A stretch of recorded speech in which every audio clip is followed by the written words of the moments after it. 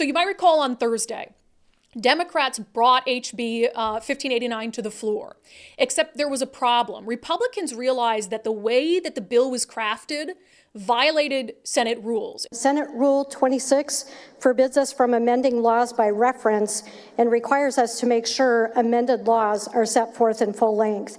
This bill violates that rule. Lieutenant Governor Denny Heck, who's a Democrat, they took a recess, everybody went to lunch, came back. He agreed with Republicans that the bill was improperly drafted. There is no other way of saying this clearly. The president is troubled as he observes that the drafting and construction of this bill is very simply a hot mess. Hot mess. So the Democratic lieutenant governor called it a hot mess on Thursday. That forced Democrats to bring it back off the floor and to spend Thursday evening fixing it, to make it legal so that it didn't violate Senate rules. Well, they thought they did that. And the Senate, along party lines, voted to pass HB 1589 on Friday. Well, fast forward over the weekend, as we just learned from the live show to now, they didn't fix everything. There is one striker amendment that didn't get fixed properly, which means that Democrats are in a tough position right now. They've got to fix it so it's not in violation of House and Senate rules. And then they've got to decide, okay, how do we pass it again? So usually what you do is you take the bill that passed in the Senate on Friday. It would go over to the House so they could concur with the changes, and then they'd pass it. And then it would go to the governor's desk. Well, the House can't vote on it now because it's out of line with Senate rules. So there's a couple options. They can go into conference, they can send it over to the House anyway, and then bring it back to the Senate and amend it, whatever it is. But the bottom line is this. There is now time. There's some breathing room and additional rationale for Democrats who are on the fence to just say, look, I'm not supporting it.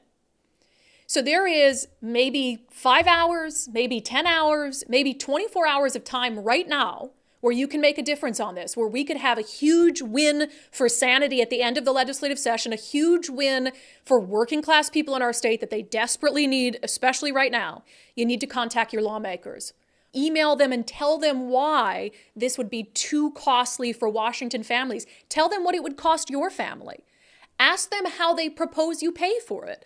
Because as much as they say, they're the party that helps out the working class and the working poor, this $10,000, $20,000, $30,000, how do they propose a family pays for that?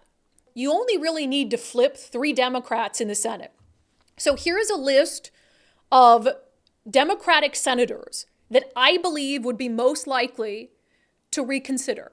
Not because we're pestering them, not because they don't want the blowback, but because they know that this is the wrong policy.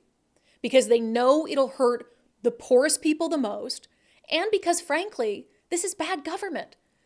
Think of what a mess this has been.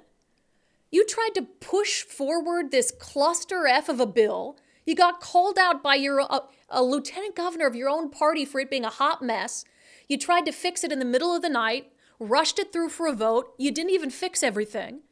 And now the last week of the session, you're trying to figure out what to do. That's bad governance. So these Democratic state senators, email yours, but particularly if these senators are your representatives, I would absolutely make sure that you are emailing them and reiterating your concerns. Senator Annette Cleveland, Senator Steve Conway, Senator Claudia Kaufman, Senator Bob Hasagawa, Senator Twina Nobles. Now, those first 3 I mentioned, I think that they have really been on the fence on this policy and were convinced pretty late to come over to the let's just pass the thing camp. So I think they can be switched because they're all rational and they will understand that, hey, we've tried to force this thing through. It's clearly poorly written, poorly thought out. Let's give it another try next session. But those last 2, Senator Bob Hasagawa and Senator Twina Nobles, I believe those are genuinely people who care about the poor and the working class. And I believe that those are 2 senators who, for that reason, will come around and see that, look, we cannot expect people to come out of pocket for these changes. We just can't. So again, that is the call to action. Email your state lawmakers, particularly Democrats. We've got a very short window of time to change a few hearts and minds.